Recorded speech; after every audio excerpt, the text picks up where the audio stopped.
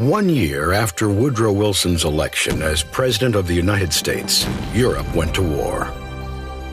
Wilson had pledged to continue the progressive reforms that were improving American government, business, work, and living conditions. Sadly, just 4 years later, President Wilson asked Congress for a declaration of war against Germany. Extenuating world events had changed his mind, and America entered World War I.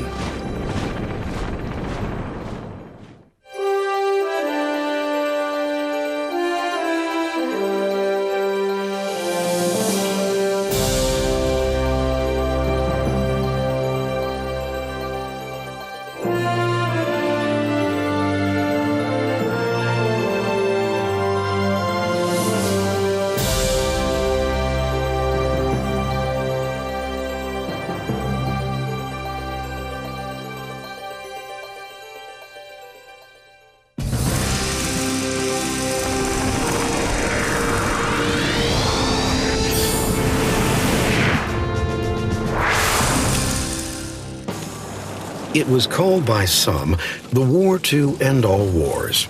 Socialists dubbed it the Imperialist War. Soldiers often called it the Trench War. World War I was, in fact, the first modern war, a war waged with the ingenuity of the industrial age, from telegraphs to tanks, movies to machine guns. Despite being a modern war, the roots of World War I were steeped in Europe's tumultuous past. As far back as 1870, France and Germany were enemies. When Germany won the Franco-Prussian War, it seized 2 French provinces, Alsace and Lorraine. From then on, a competitiveness for European leadership evolved between the two countries, and a spirit of nationalism gripped them both. This nationalism went far beyond simply maintaining patriotic feelings for one's country. Instead, Germany, France, and other European countries believed that the interests of their homeland should always be put ahead of world cooperation. The resulting contempt for one country by another inevitably led to the risk of war. Nationalism was at the root of conflicts between Russia and Austria-Hungary. Russians believed that they were the protector of all of Europe's Slavic people, regardless of which government they happened to live under. For example, Serbia was an independent country, but millions of other Serbs lived under Austria-Hungary's rule. The result was an intense rivalry between Russia and Austria-Hungary for influence over Serbians in the country of Serbia. Poland had been divided among Germany, Austria-Hungary, and Russia, and wanted to reunite in their own Polish state with self-rule. The Czechoslovakians also wanted freedom and self-determination. Under Austria-Hungary's rule, they were not even allowed to use their own language. Consequently, by 1914, Europe was a hotbed of nationalism, and tensions ran high between the governments and their constituents. While the spirit of nationalism flourished across Europe, many countries were building their global empires. Great Britain and Germany were colonizing Africa and the Middle East in a frenzy of imperialism. France and Germany were now rivals at home and abroad as they clashed over control of Morocco. Russia turned its attention to Europe as she sought control over the Serbs. The contest for international trade, resources, and land soon resulted in a buildup of military strength. The British, Germans, French, Italians, Japanese, and Americans began an arms race, stockpiling weapons, recruiting armies, and launching battleships to protect their interests at home and abroad. As each country amassed countless weapons and beefed up their army and navies, they saw the wisdom of agreeing to military alliances, mutual treaties of assistance that would commit each nation to support one another should they be attacked. By 1914, there were 2 major defense alliances. The Triple Entente, later called the Allies, consisted of France, Great Britain, and Russia, although Russia had a separate treaty with Serbia. The other, the Triple Alliance, later called the Central Powers, included Germany, Austria-Hungary, the Ottoman Empire, and Italy. Italy would later join the Allies. For a little while, these military alliances served as a type of checks and balances system, with each nation reluctant to upset the balance of power. But despite these alliances, war soon erupted. A single event would soon tip the scale. On June 28, 1914, in the capital of Bosnia, a village called Sarajevo, Archduke Franz Ferdinand of Austria and his wife Sophie were waving to the happy crowds from their motorcade, when a young man leapt from the sidewalk and shot them both dead. The assassin turned out to be a member of a secret society called the Black Hand, whose goal was to reunite all Serbs under one rule. The assassination was used by the Austria-Hungary government as an opportunity to make an example of Serbia and squelch any nationalist uprisings in the future. 1 month later, Austria-Hungary declared war against Serbia. If it weren't for the military alliances, it might have been a relatively small, localized conflict. Instead, one nation after another was pulled into the fight due to their treaties of support. In order to aid its Serbian allies, Russia mobilized its armed forces. Germany, who was obligated by treaty to support Austria-Hungary, declared war on Russia 2 days after that. Subsequently, Germany declared war on Russia's ally, France. And 1 day later, Great Britain, who had a treaty with France, declared war on Germany and Austria-Hungary. World War I had begun.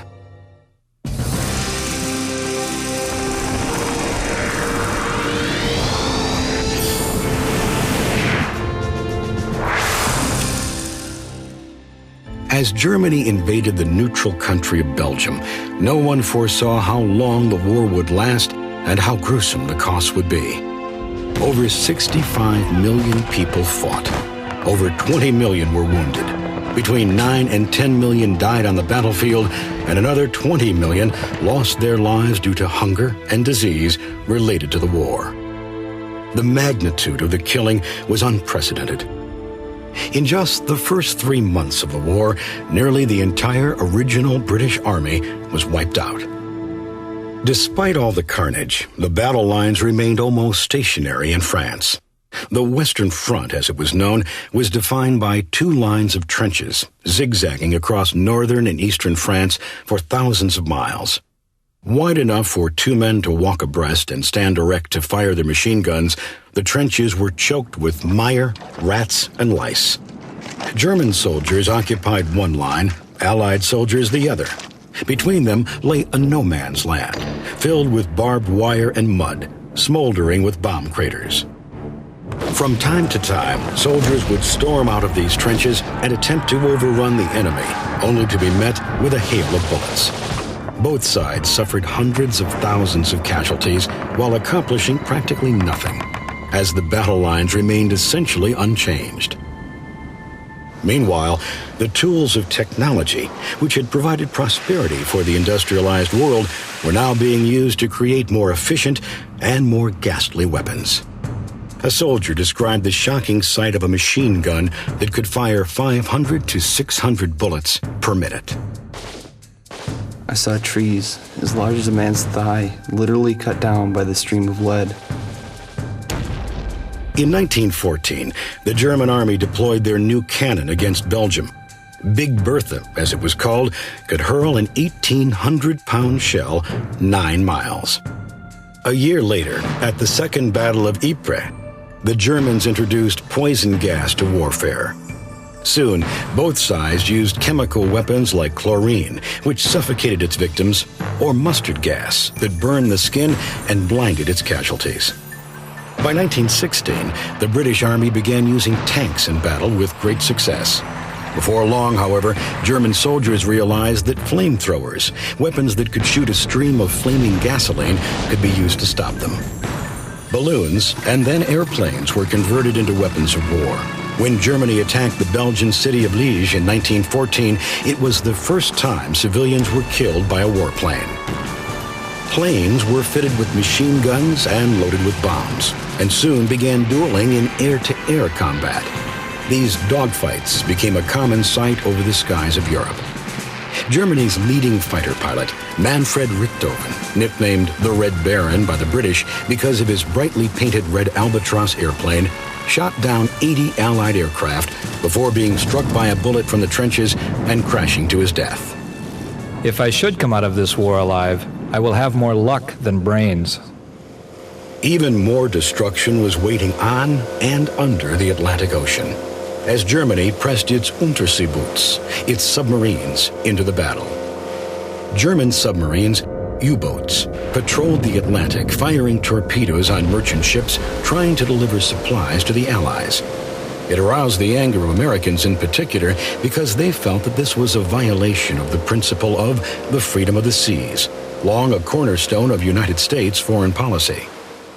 Germany then launched a U-boat blockade in response to the British blockade along the German coast, which in theory prevented contraband, weapons, and military supplies from reaching Germany. But the British definition of contraband was wide-sweeping, including food and fertilizer for crops. 750,000 Germans died of starvation during the British blockade. 75,000 people lost their lives due to German submarine warfare. The blockades continued the pattern of war begun in the trenches. Everywhere, the fighting was inconclusive, while the new technologically advanced weapons made the lack of victories more devastating.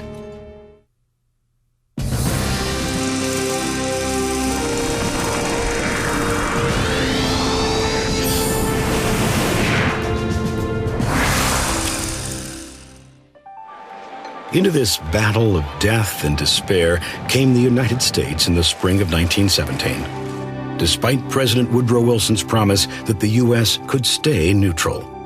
So far as I can remember, this is a government of the people, and this people is not going to choose war. Most Americans, though they felt sympathy for the plight of Europeans, saw no reason to join a fight 3,000 miles away.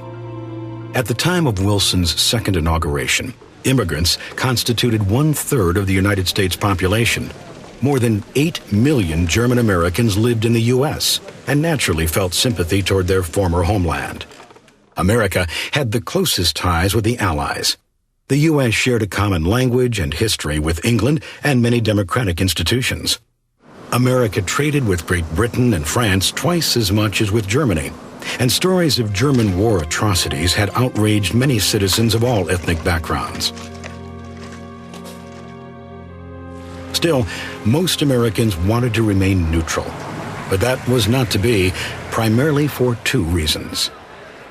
America entered the war largely to ensure that the Allies would be able to repay the huge debts owed to the United States, and America had to prevent Germany from threatening U.S. shipping. A change in American attitude occurred when the British ship Lusitania was sunk by a German U-boat. Of the 1,198 who were killed, there were 128 Americans. More ships were sunk, incurring more loss of American lives. When the German Kaiser announced on January 31, 1917, that U-boats would sink all ships in British waters, whether they were hostile or neutral, there seemed little choice but to enter the war. The discovery of the Zimmermann telegram cemented that decision. It was a coded note from German Foreign Minister Arthur Zimmermann to the German minister in Mexico, promising U.S. territory to Mexico in return for joining the German cause. We make Mexico a proposal or alliance on the following basis: make war together, make peace together, generous financial support, and an understanding on our part that Mexico is to reconquer the lost territory in Texas, New Mexico, and Arizona. A little over a month later, Congress formally declared war on Germany and the Central Powers. The American public was shocked, but there was still no rush to enlist. The result was that Congress voted overwhelmingly for a draft, requiring eligible men to register with the government. Of the 24 million who signed up, 3 million were chosen by lottery to serve. Women were not drafted, and the Army would not even let them enlist. The Navy and Marines accepted women volunteers for non-combat positions. 13,000 served as nurses, clerks, stenographers, secretaries, and telephone operators. Women could become Army nurses, but they did not receive the benefits, equal pay, or military rank of Army men. The number of African Americans who served in World War I was double their proportion in the general population. African American soldiers were segregated into separate units and living quarters, and were not allowed to join the Navy or the Marines. For the first time in history, some African Americans were trained to be Army officers, though they were only allowed to be in charge of African American troops. The renowned all-African American 369th Infantry Regiment, dubbed the Harlem Hellfighters, saw more continuous duty on the front lines than any other American regiment. 2 of the 369th soldiers were the first Americans ever to receive the French military honor, the Cross of War.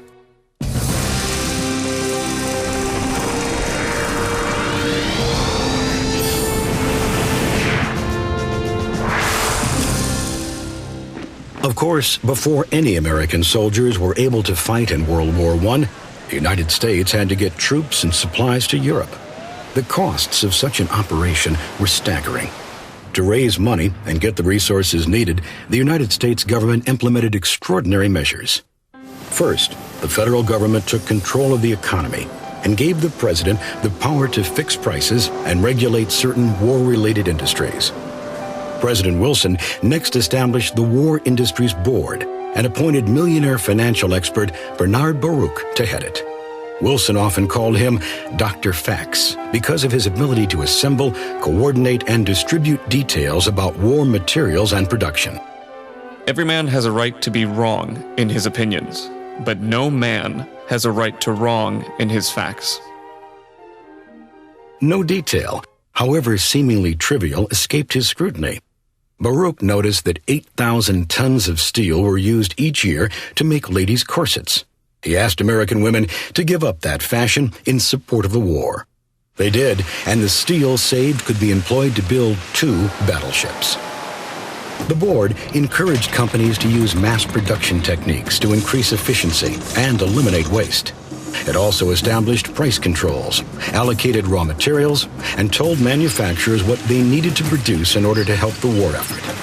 As a result, industrial production increased by 20%. Other government agencies controlled the railroads, regulated the use of coal and oil, and mediated labor disputes, avoiding crippling strikes. The War Industries Board also created a massive publicity campaign, encouraging the public to contribute to the war effort by planting victory gardens and observing meatless meals, so food could be sent overseas to the troops. Gasless Sundays and lightless nights soon followed. My Tuesdays are meatless. My Wednesdays are wheatless. I'm getting more eatless every day. In order to conserve energy, the War Industries Board even adopted an idea first championed by Benjamin Franklin: daylight savings time, to take advantage of the longer days of summer and use less electricity. And finally, to raise the $33 million cost of the war, the government took 2 actions.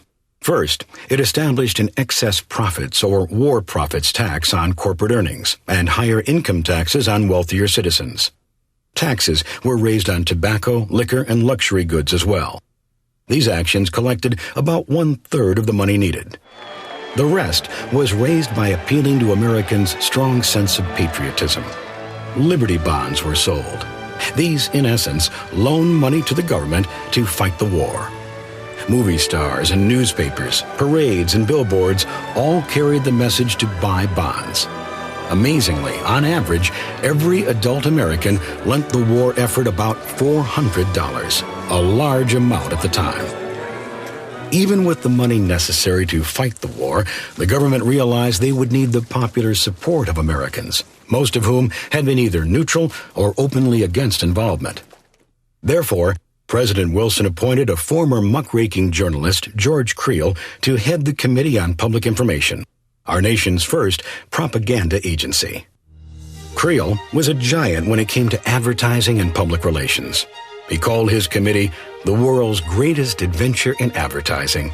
Creel convinced the best writers, artists, musicians, and advertising people of the day to help him sell the war. From booklets and books for Americans in various languages to anti-government propaganda messages for our enemies. Creel even got into the movie business with features such as Under Four Flags, with the help of famous film director D.W. Griffith. These pro-war movies were not only hits, they actually made money for the cause. $852,744. Remarkable when you realize that it only cost a nickel to see a movie back then. Simply put, Creel helped make an unpopular war popular. His masterstroke was the creation of a national force of 75,000 men who would deliver a patriotic 4-minute speech anytime, anywhere. The 4-minute men spoke on the draft, rationing, bond drives, and victory gardens. By the end of the war, they had delivered more than 7.5 million speeches to 314 million listeners. Musicians gave voice to the war. Songs like Till We Meet Again, It's a Long, Long Way to Tipperary, Keep the Home Fires Burning, and Over There kept American spirits high. Meanwhile, the immense task of transporting troops to France began. After years of relying on foreign vessels to take American goods overseas, America's supply of ships was limited. Consequently, shipyard workers were exempt from the draft or given deferments to make shipbuilding a priority industry. A new construction technique called fabrication, a process by which parts were built elsewhere and then assembled in a central shipyard, substantially reduced the time needed to build ships. The system worked and worked well. In a single day, appropriately the 4th of July, 1918, America launched 95 ships. Rear Admiral William S. Sims decided that the best way to get troops and supplies safely past the German U-boats was to use a convoy system. That meant that merchant and troop transport ships would cross the Atlantic in large groups, escorted by a guard of heavily armed destroyers and cruisers circling the fleet. The plan cut shipping losses in half. 100 submarine chaser boats and 500 airplanes were also used to stop U-boats from sinking ships bound for Europe. Remarkably, of the 2 million men who sailed to Europe during the war, only 100 were lost to U-boat torpedoes. General John J. Pershing led the American Expeditionary Force. Pershing believed in aggressive action in combat and was highly regarded by his superiors and the men he commanded. Black Jack, as he was popularly known among the troops, was understood to be fair, courageous, and a top-notch administrator. At first, American troops were employed mainly as replacements for European casualties. By April of 1918, Pershing convinced the Allies that Americans should fight as a separate army. We came American, we shall remain American, and go into battle with Old Glory over our heads. I will not parcel out American boys. Accordingly, American soldiers, called doughboys because of their white belts that they cleaned with pipe clay or dough, fought together under the command of French Marshal Ferdinand Foch. By now, the government of Russia had been overthrown by the Bolsheviks, led by Vladimir Lenin. And Russia withdrew from the war, signing a peace treaty with Germany.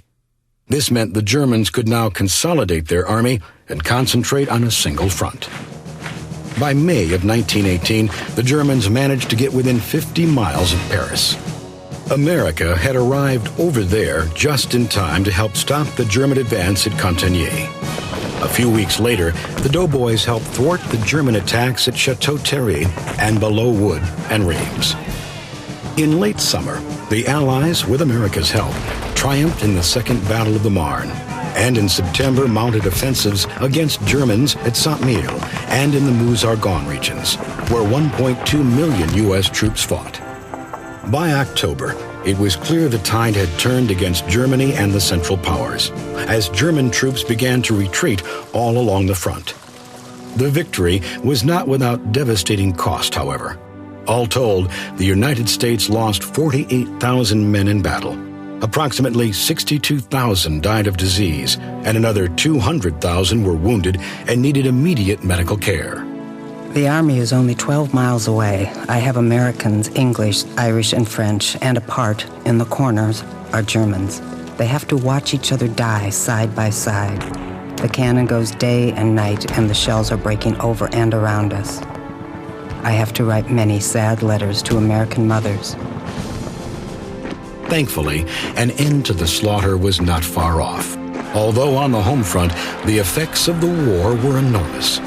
From fines and imprisonment for those who opposed the war to new roles for women and African Americans, World War I was proving to be a major turning point in American history.